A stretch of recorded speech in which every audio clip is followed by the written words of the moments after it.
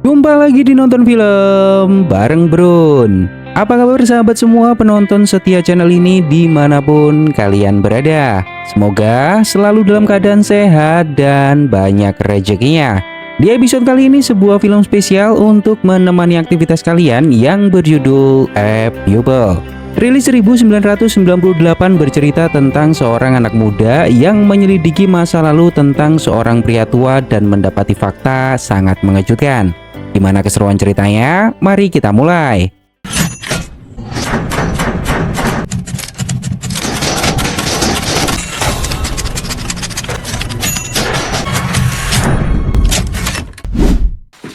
Good job, Mr. Bowden. It's nice to see a few more A's, including Mr. Bowden's. Diceritakan bahwa di sebuah sekolah ada seorang siswa bernama Todd yang memiliki segudang prestasi. Dia merupakan salah satu siswa terbaik dengan nilai sempurna hampir di setiap mata pelajaran sob. Namun sisi lain Todd dia lebih terobsesi dengan sejarah peperangan Nazi. Film ini berlatar di Amerika tahun 1984. Pada suatu hari Todd pulang sekolah naik bis, seorang pria tua masuk dan mata Todd tertuju padanya. Di sini dia merasa wajah pria tua itu tidak asing baginya. Hingga beberapa kali Todd melirik ke arah pria tua itu untuk memastikannya sob. Dan Todd benar-benar yakin dia tahu siapa pria tua tersebut. Lalu scene maju 1 bulan kemudian. Setelah pelajaran selesai, teman Todd memberitahu bahwa ada seorang perempuan yang menyukainya. Namun Todd mengatakan dirinya sangat sibuk belakangan ini. Dia menaiki sepeda namun tidak langsung pulang sob. Dia pergi ke suatu tempat dan berhenti di depan sebuah rumah. Dia mengambil koran di depan rumah itu dan pelan-pelan mendekati pintu. Ternyata ini adalah rumah pria tua yang sebulan lalu dia lihat di dalam bus. Belum diketahui pasti apa tujuan Todd datang ke sini sob. Pria tua ini bertanya, "Apa urusanmu datang ke sini?" Awalnya Todd beralasan dirinya ingin mengantar koran miliknya. Namun pria tua ini nggak percaya dan nggak mau meladeninya. Lalu Todd mengatakan dirinya datang ke sini hanya ingin berbicara dengannya. Mendengar hal ini, pria tua ini makin emosi sob. Dia meminta Todd pergi, jika tidak dia akan menelpon polisi karena Todd sudah mengganggunya. Tiba-tiba Todd mengatakan Bergen-Belsen Januari 1943 sampai Juni 1943. Auschwitz Juni 1943 sampai Juni 1944. Lalu kamu pergi ke Patin dan setelah itu menghilang. Tapi pada tahun 1965 kamu terlihat di Berlin Barat. Mendengar hal ini pria tua ini berhenti sejenak dan wajahnya berubah serius sob. Dia menegaskan bahwa dirinya tidak memiliki waktu untuk permainan ini. Pria tua ini akan menelpon polisi karena dirinya benar-benar merasa terganggu. Tapi di sini Todd malah nantangin sob. Todd mengatakan hubungi mereka jika kamu berani. Mereka akan tahu siapa kamu sebenarnya. Karena merasa terdesak, pria tua ini bertanya apa yang kamu inginkan sesungguhnya. Todd mengatakan dirinya hanya siswa sekolah biasa yang hanya ingin bicara kepadanya. Di sini pria tua ini dikenal dengan nama Denker sob. Namun Todd tahu nama asli Denker adalah Dusander. Ternyata 1 bulan terakhir Todd sudah menyelidiki siapa Dusander sejak pertama bertemu di bus malam itu. Todd mengatakan dirinya punya dokumen milik Dusander, foto-foto penjahat Nazi, dan Todd yakin pria itu adalah Dusander yang dengan beruntungnya bisa menghilang lalu menjadi warga negara Amerika tanpa seorang pun yang tahu. Awalnya Todd masih ragu apakah itu benar-benar Dusander. Hingga pada suatu hari Todd diam-diam mengambil sidik jari Dusander di kotak surat. Dan benar saja Denker memanglah Dusander, mantan penjahat Nazi saat peperangan. Denker mengatakan ini adalah hal yang sangat konyol. Todd tidak bisa begitu saja datang ke sini menuduhnya dengan sesuatu yang tidak-tidak. Namun Todd menegaskan bahwa semua sejarah ini ada di universitas. Selama ini Todd sudah mempelajarinya. Dibutuhkan 8 perbandingan agar hasil diterima di pengadilan. Menemukan 1 atau 2 cetakan itu mudah. Namun 8 itu sangat sulit. Tapi Todd sudah berhasil mengumpulkan semuanya. Todd bertanya apa yang akan terjadi jika Todd membawa semua hasil penyelidikannya ke pengadilan. Semakin lama mendengar ocehan Todd, Denker semakin muak sob. Dia mendekati telepon dan akan menelpon polisi untuk hal ini. Tapi ternyata hal tak terduga terjadi sob. Denker nggak berani nelpon polisi yang artinya benar. Denker adalah penjahat di masa peperangan Nazi yang sekarang entah bagaimana dia bisa menjadi warga negara Amerika tanpa terdeteksi oleh pemerintah. Jika Todd melaporkan hal ini ke polisi atau ke pengadilan, Denker akan ditangkap dan dijatuhi hukuman mati. Karena penjahat Nazi tidak dimaafkan oleh negara. Karena tidak punya pilihan lain, Denker menyerah sob. Dia bertanya, apa yang sebenarnya kamu inginkan? Todd mengatakan dirinya hanya ingin mendengar semua cerita dari Denker di masa lalu. Selama ini, Todd hanya membaca sejarah, mendengarnya dari Denker mungkin akan jauh lebih detail dan setelah itu Todd berjanji akan pergi. Todd juga memberitahu bahwa semua informasi tentang Denker yang Todd miliki dia simpan dengan aman. Jika terjadi sesuatu dengan Todd, maka berkas-berkas itu akan ditemukan oleh orang yang tepat. Dan bisa dipastikan semua orang akan tahu siapa sebenarnya Denker. What do you want? I want to hear about Hear about what? the stories, everything. What? Everything. Everything they're afraid you were there. No one can tell it better. Then I'll leave you alone. Everything I have on you compares. All the photographs are all in it very safe. If anything happens to me because you hung up the phone.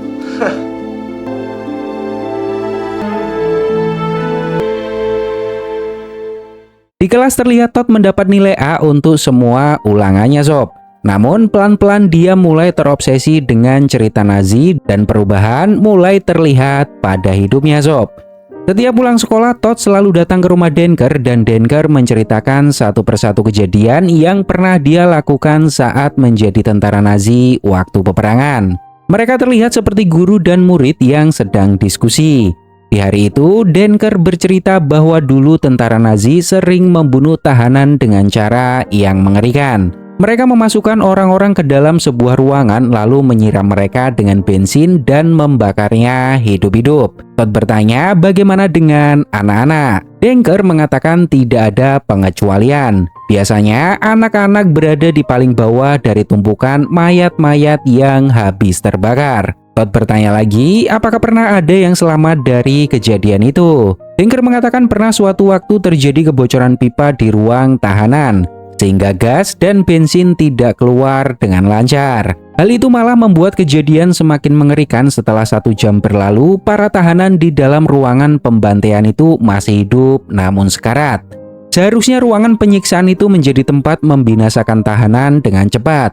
Namun karena kebocoran pipa, ruangan itu menjadi tempat penyiksaan lambat yang malah makin membuat tahanan menderita karena mereka mati dengan perlahan. Todd bertanya apa yang kamu lakukan melihat hal-hal itu. Denker mengatakan mereka tidak melakukan apapun. Ada yang menari, ada yang melanjutkan minum karena mereka sudah biasa melihat hal itu setiap harinya.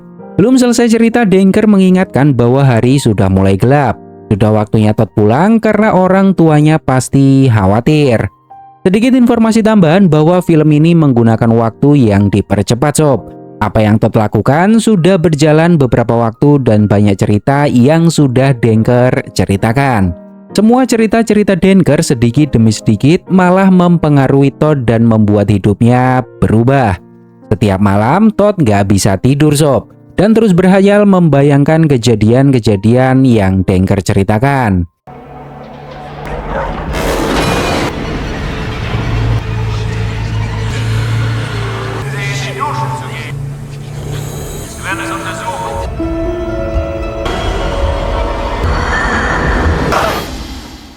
Keesokan harinya Todd bangun dengan tubuh penuh keringat dingin. Ibunya yang bernama Monica membangunkannya karena temannya sudah nyamperin.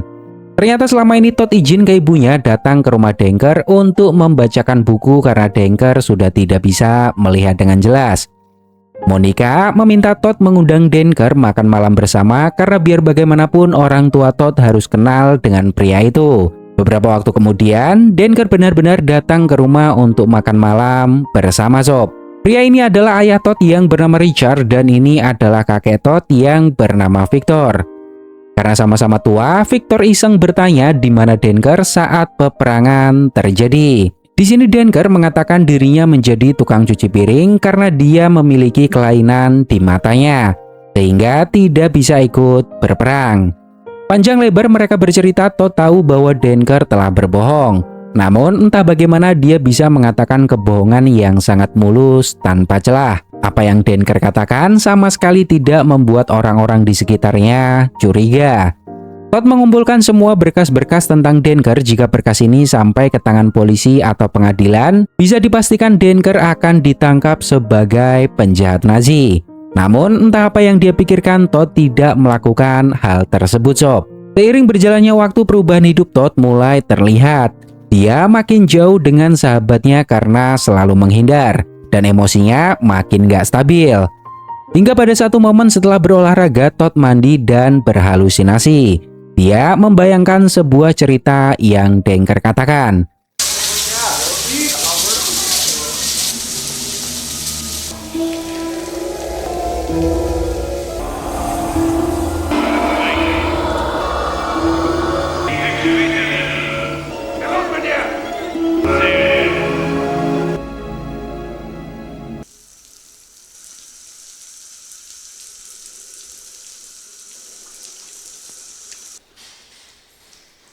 Dia mulai tidak bisa membedakan realita dan halusinasi sob. Pada suatu hari, Todd datang membawa hadiah untuk Denker. Namun Todd mendapati bahwa Denker terkapar di atas meja. Awalnya Todd mengira Denker tewas karena dia memiliki penyakit jantung. Namun ternyata hanya ketiduran sob. Todd meminta Denker membuka hadiah yang dia bawa. Setelah dibuka, Denker benar-benar terkejut. Dia bertanya, apa maksudmu memberinya hadiah seperti ini? Ternyata Todd memberinya hadiah sebuah kostum tentara Nazi saat peperangan. Tentu hal ini membuat Denker marah sob. Dia mengatakan kamu sudah gila. Namun di sini Todd nggak peduli sob. Dia mulai songong memerintah Denker untuk menggunakan baju itu karena Todd ingin melihatnya secara langsung. Awalnya Denker nggak mau sob. Dirinya sudah melupakan masa lalunya dan hidup sebagai warga negara Amerika dengan tenang. Namun karena Todd mengancam akan menyebarkan informasi tentangnya, Denker bisa apa? Beberapa waktu setelahnya Denker turun menggunakan kostum Nazi. Gak puas sampai di sini, Todd memberikan komando seperti apa yang tentara Nazi lakukan, dan Denker harus melakukannya. Sumpah momen ini adalah momen sederhana penuh emosional sob. Todd ini memanfaatkan momen untuk bertindak semaunya, padahal dia orang tua yang sudah tidak berdaya. Namun di sisi lain, Denker adalah mantan penjahat Nazi yang seharusnya menjadi musuh besar negara. Kalau kalian di posisi ini, apa yang akan kalian lakukan sob? Put the hat on. Put the hat on.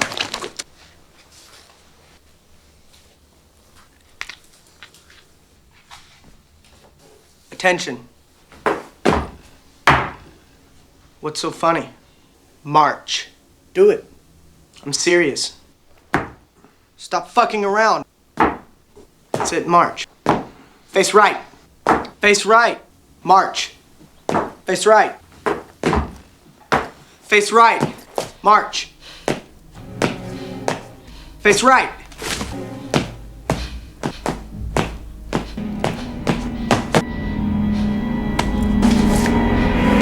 Okay, that's enough. Stop.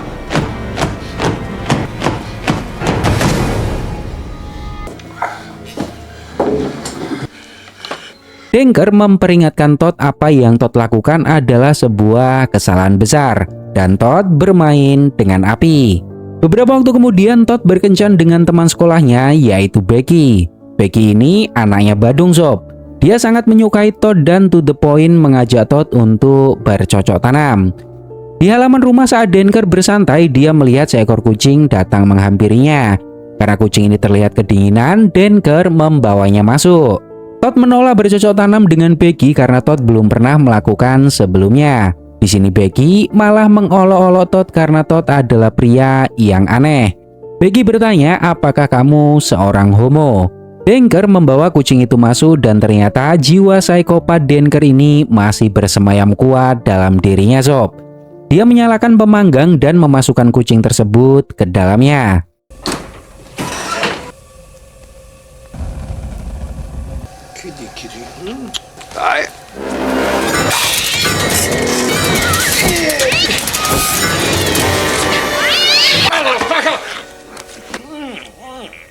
Untung saja kucingnya berhasil melarikan diri. Denker hanya tertawa setelahnya.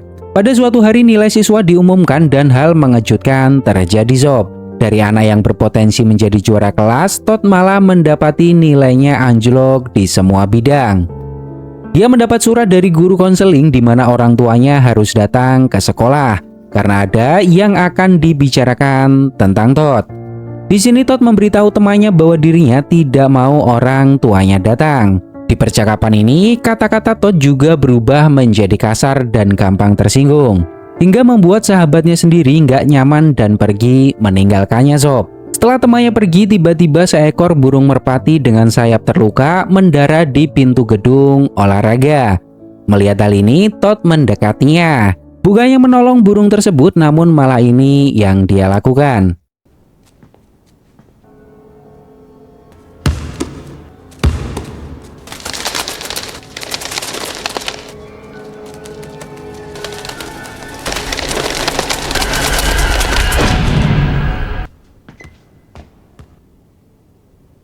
Setelah itu dia hanya mengalihkan pandangannya dan seperti tidak terjadi apapun. Terlihat jelas bahwa cerita-cerita Denker benar-benar telah mempengaruhi kehidupannya, bahkan bisa merubahnya sampai sejauh ini. Bukannya membawa surat itu ke rumah, Todd malah membawanya ke tempat Denker. Dan di sini Todd mencoba memalsukan surat tersebut. Denker mengatakan bahwa bukan salahnya jika nilai Todd turun. Dalam beberapa bulan terakhir, Todd lah yang memaksa Denker bercerita. Hingga tak terasa semua waktu Todd habis karena terlalu terobsesi dengan hal tersebut. Sehingga pelajaran di sekolah ditinggalkan. Todd memberitahu bahwa dirinya sering tidur di kelas karena di rumah setiap malam Todd nggak bisa tidur. Terbayang-bayang semua cerita-cerita Denker. Jika surat ini sampai ke orang tuanya, mereka pasti panik. Dan satu-satunya penyebab nilainya turun itu karena Todd sering datang ke rumah Denker. Mereka akan mencari tahu semuanya dan cepat atau lambat mereka akan tahu siapa Denker. Tentu ini bukan masalah kecil bagi Todd. Denker bertanya apakah guru konselingmu pernah bertemu dengan keluargamu. Todd mengatakan belum pernah. Karena selama ini tidak ada yang perlu dibicarakan dengan orang tuanya. Lalu tiba-tiba Denker menyuruh Todd minggir. Denker lah yang akan membuat surat palsu untuk balasan ke guru konseling. Beberapa waktu kemudian Todd menunggu giliran bertemu dengan guru konselingnya. Saat dia masuk, Todd benar-benar terkejut karena ternyata di dalamnya sudah ada Denker yang mengaku sebagai kakeknya. Guru konselingnya bernama Ed. Di sini Denker benar-benar bisa bersandiwara dengan sangat baik sob. Dan Ed mempercayainya. Denker mengatakan bahwa orang tua Todd sedang dalam masalah, mungkin karena itu Todd tidak bisa konsentrasi belajar di rumah. Denker memberi solusi untuk masalah ini di mana Todd bisa datang ke rumahnya untuk belajar hingga ujian bulan depan. Setelah itu Ed meminta waktu sebentar untuk bicara pada Todd empat mata. Setelah Denker keluar, Ed to the point membuat kesepakatan dengan Todd. Ed tahu Todd adalah siswa yang sangat cerdas. Ed akan merubah semua nilai Todd yang buruk jika di ujian bulan depan Ed bisa mendapat nilai A di semua mata pelajaran. Ed juga menerima saran dari Denker di mana setiap hari Todd harus datang ke rumahnya belajar di sana. Sebelum Ed menyuruh Todd keluar, dia memberikan nomor telepon ke Todd. Ed tahu masalah Todd bukan hanya orang tuanya. Ed meminta Todd untuk menghubunginya jika perlu sesuatu. Di rumah Todd benar-benar marah ke Denker. Dia mengatakan Denker sudah gila menyamar sebagai kakeknya. Sekarang Todd harus belajar keras untuk merubah nilainya di ujian bulan depan. Dan itu bukan hal yang mudah. Denker mengatakan anggap saja kita selesai cerita dan mulai sekarang Todd harus belajar bukan mendengarkan cerita dari Denker. Todd mengancam bisa melaporkan Denker ke polisi jika Denker macam-macam dengannya. Lalu Denker bertanya, kenapa kamu tidak melakukannya? Denker juga menegaskan bahwa dirinya bukan orang bodoh. Denker tidak akan membiarkan Todd seenaknya sendiri kepadanya.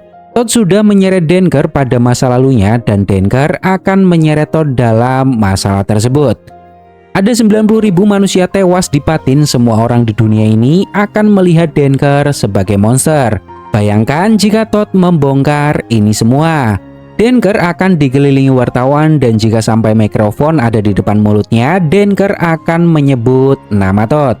maka Todd akan menjadi terkenal dengan cara yang tidak baik. Apakah kamu siap dengan semua konsekuensinya? Selama hampir setahun, Todd sudah tahu informasi tentang Denker.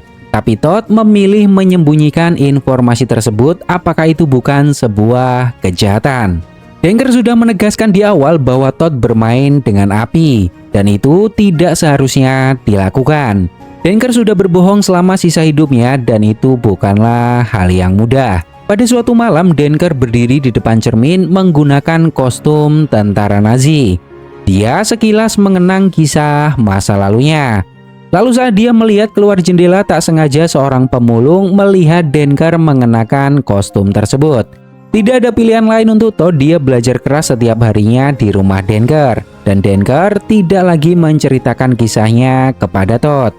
Tapi ternyata bukanlah hal yang mudah, kisah-kisah Denker selalu terngiang di kepala Todd. Dan kadang-kadang cerita itu membuatnya berhalusinasi. Lying isn't as easy. He's put it out of thing. What's going on? Boy, be careful.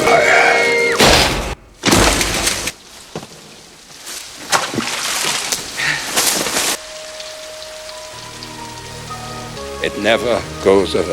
Todd menyadari ternyata mengetahui sisi buruk seseorang bukanlah hal yang baik, karena benar-benar bisa mempengaruhinya, bahkan merubah hidupnya ikut terseret dalam masa lalu gelap tersebut. Mungkin karena dia merasakan dampak negatif dari ini semua, Todd memutuskan untuk membuang semua bukti yang berhubungan dengan Denker.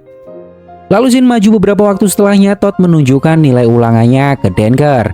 Dan Todd berhasil mendapatkan nilai A di semua mata pelajaran. Melihat hal ini, Denker justru senang sob.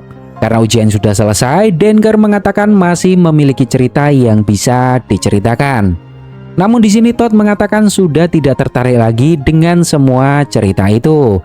Denker memberitahu bahwa sejak hari pertama Todd datang ke sini, Denker menulis sebuah surat yang berisi semua informasi tentang Todd. Apa yang Todd lakukan di tempat ini. Lalu Denker mendatangi sebuah bank dan menyimpan surat-surat itu di dalam brankas. Hanya Denker yang bisa membukanya. Dan setelah Denker mati, siapapun bisa membuka brankas itu. Semua orang akan tahu apa yang telah Todd lakukan. Denker melakukan hal ini untuk jaga-jaga. Selama ini Todd mengancamnya dan berbuat semaunya ke Denker. Dan Denker nggak bisa tinggal diam. Sekarang kita sama-sama memiliki senjata. Jika Todd menjebloskannya ke penjara, maka Todd dipastikan ikut karena Todd menyembunyikan informasi penjahat selama ini. Mendengar hal ini, Todd benar-benar nggak nyangka Denker melakukan hal ini sob. Denker mengatakan Todd datang ke sini memeras orang tua tak berdaya dengan kisah masa lalunya dan berbuat seenaknya. Saat Denker mengambil minuman di tangga ruang bawah tanah, Todd melihat kesempatan untuk mencelakai Denker. Jika dia mendorongnya, Denker akan mati dan semua orang akan mengira kecelakaan. Di sini perasaan Todd benar-benar diuji sob. Tapi dia berhenti saat melihat Denker membawa sebuah pisau. Todd marah dan mengatakan kita sudah selesai dengan semua ini. Kenapa Denker melakukan hal itu kepadanya? Mulai sekarang Denker bisa pergi kapanpun Denker mau dan Todd tidak akan mengganggunya lagi. Namun di sini Denker menegaskan bahwa masa lalu Denker tidak ada kata tamat sebelum Denker tewas. Bahkan Denker tahu sesaat sebelumnya Todd berniat mendorong Denker agar jatuh dari tangga. Denker bisa melihat hal itu di mata Todd. Todd tidak berbeda dari Denker. Di dalam diri Todd memiliki jiwa psikopat. Denker juga mengatakan bahwa kita tidak bisa berpisah dan mulai dari sini kita akan hidup berdampingan. Sampai waktunya Denker meninggal dunia.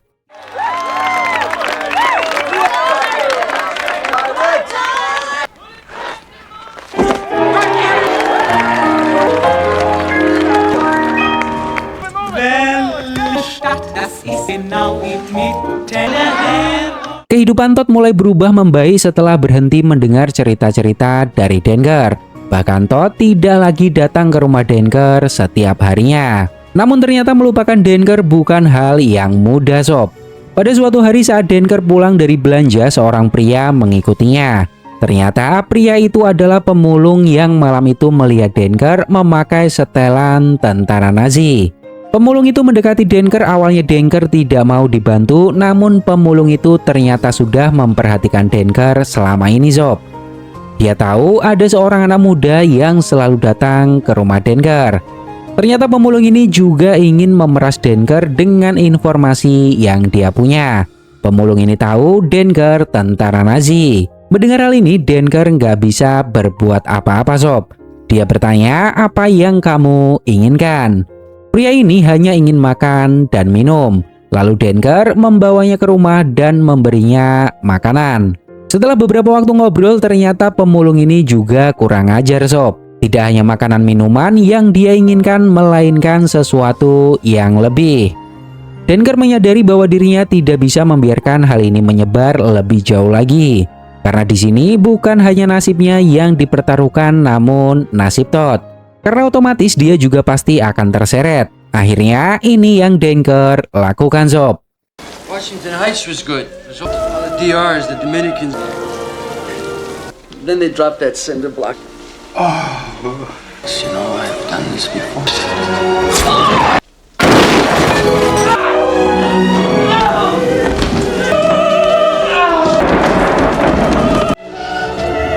Dia menusuk pria itu dari belakang dan menjatuhkannya ke ruang bawah tanah. Namun saat Denker ingin memastikan kematiannya, sakit jantungnya kambuh. Saat Todd makan malam bersama keluarganya, Monica mendapat telepon dan ternyata itu adalah Denker yang ingin bicara pada Todd. Todd bertanya kenapa menelpon. Denker mengatakan dirinya membutuhkan bantuan. Denker terkena serangan jantung. Bilang saja ke orang tuamu. Denker mendapat surat dan ingin Todd membacakannya. Dalam hati Denker berkata sekaranglah waktunya untuk menguji seberapa hebat kemampuan Todd. Tak selang berapa lama Todd benar-benar datang ke rumah dan mendapati rumah Denker sedikit berantakan sob. Todd bertanya kenapa dadamu berdarah. Di sini Denker berterus terang bahwa ini bukan darahnya. Lalu Denker meminta Todd melihat ke bawah tangga ruang basement. Todd melihat seorang pria terkapar di bawah tangga. Dia bertanya apa yang sebenarnya kamu lakukan. Denker hanya meminta Todd turun ke sana dan lihat. Saat Todd turun, ternyata Denker menjebaknya dalam ruangan tersebut sob. Hal ini benar-benar membuatnya panik dan marah. Todd berteriak akan menghancurkan pintu itu, lalu dia turun ke bawah mencari benda yang bisa dia gunakan untuk mendobrak pintu. Nah apesnya saat Todd menemukan sebuah sekop, pemulung itu ternyata belum tewas sob. Dan di sini pemulung itu mengira Todd bersekongkol dengan Denker untuk membunuhnya. Terjadilah perkelahian antara mereka.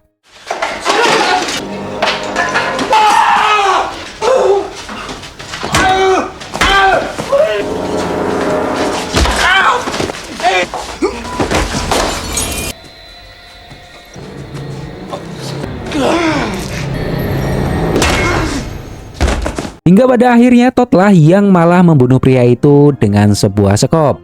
Mendengar semua keributan ini, Denker membuka pintu lalu mereka duduk dan berbicara. Todd bertanya di mana kunci brankas bank milik Denker. Todd mengatakan dirinya sudah membuang semua berkas-berkas milik Denker. Agar impas, Denker juga harus melenyapkan catatan yang berisi informasi tentang Todd. Di sini Denker mengatakan bahwa dirinya sekarat dan membutuhkan dokter. Jika Todd menolongnya, Denker akan mengatakannya. Di momen ini Todd benar-benar bingung apa yang harus dia lakukan. Lalu beberapa waktu setelahnya ambulan dan orang tua Todd datang membawa Denker ke rumah sakit. Petugas mengatakan bahwa Todd tepat waktu, jika tidak maka Denker tidak akan tertolong. Richard sangat penasaran dengan rumah Denker. Lama ini anaknya datang ke sini, namun Richard belum pernah menginjakan kakinya ke rumah. Dia mendatangi dapur dan melihat semua ruangannya tertata rapi. Ternyata Todd sudah membersihkan semuanya.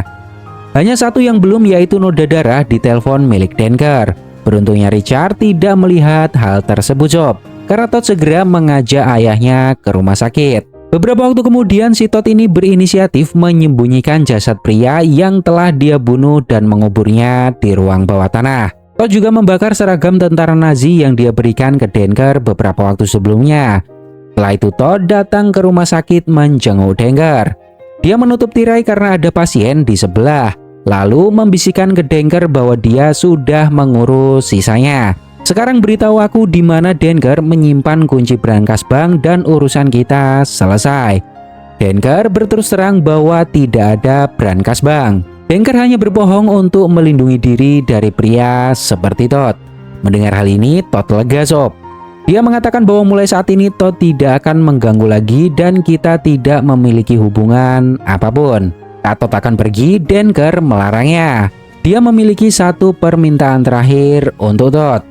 Karena Denker tidak memiliki keluarga, dia meminta Todd menemaninya setidaknya sampai Denker tidur. Beberapa waktu kemudian Todd terbangun karena ketiduran di kursi rumah sakit. Melihat Denker tidur, dia pergi sob. Sebelum pergi, pasien di samping Denker yang bernama Kramer mengatakan pria tua itu sangat beruntung karena memiliki cucu yang mau menemaninya. Todd mengatakan dia bukan kakeknya, dia hanya seorang teman. Lalu Kramer bertanya apakah dia berasal dari Jerman karena logat bahasanya seperti orang Jerman. Todd mengatakan tidak tahu karena dia tidak pernah mengatakannya. Setelah Todd pergi, Kramer ini nonton TV sob. Lalu dia penasaran dengan Denker. Dia bangun dan mulai mendekati Denker. Apa yang terjadi setelah melihat wajah dan mata Denker? Tiba-tiba Kramer ini benar-benar terkejut sob.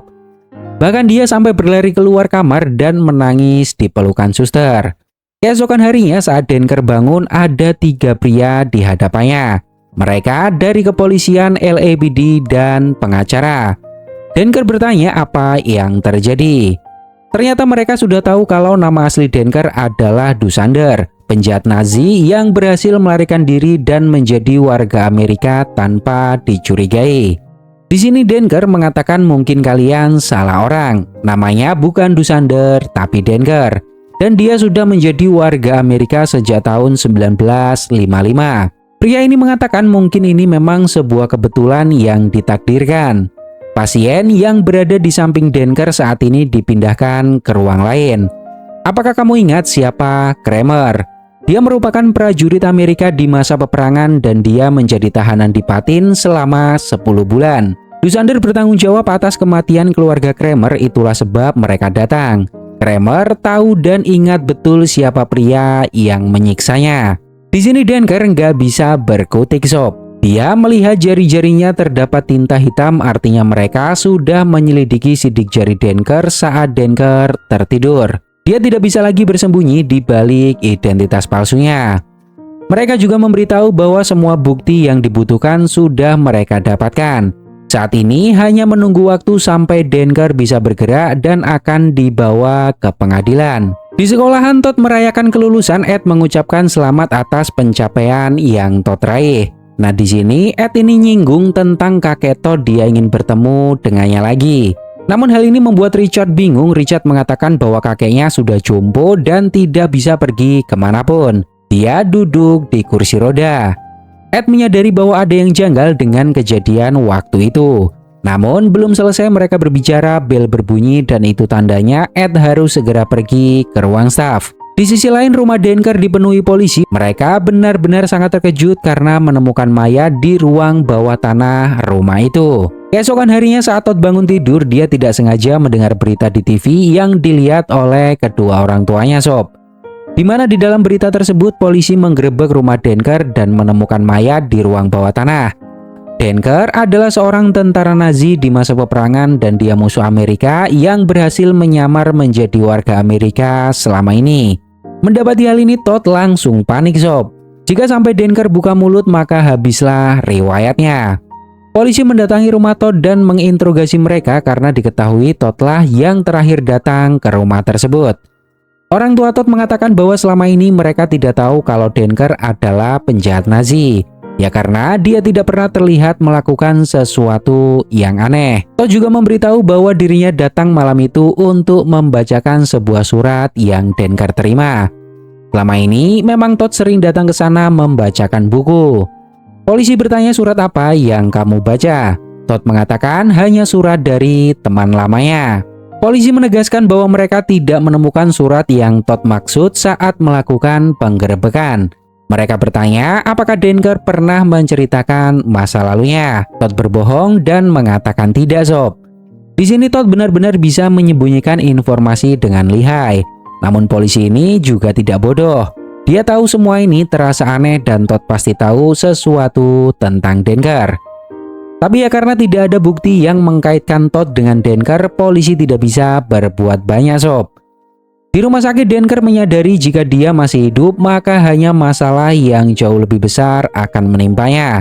Dia juga tidak mau Todd terseret dalam masalah ini. Selama ini Denker menganggap Todd sebagai anak karena hanya dia satu-satunya orang yang mau berkunjung di sisa hidupnya. Polisi bergegas menuju rumah sakit untuk menginterogasi Denker. Mereka menduga tidak hanya Denker penjahat Nazi yang masih ada. Namun ada lagi dan Denker pasti tahu informasi tersebut. Di depan rumah sakit banyak masyarakat demo meminta Denker dihukum mati. Kebanyakan yang datang adalah keluarga yang dulunya menjadi korban kekejaman Nazi sob. Saat Todd akan pergi bermain, Ed datang ke rumah dan ingin bertemu dengan orang tua Todd. Karena ada sesuatu yang harus mereka bicarakan. Di sini Todd mengatakan orang tuanya sedang keluar. Di rumah sakit Denker memutuskan untuk bunuh diri sob.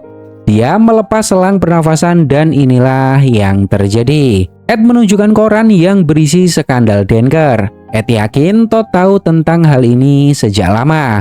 Namun Todd sengaja menyembunyikannya dan malah bekerja sama dengan Denker menipunya di sekolahan mengaku sebagai kakek.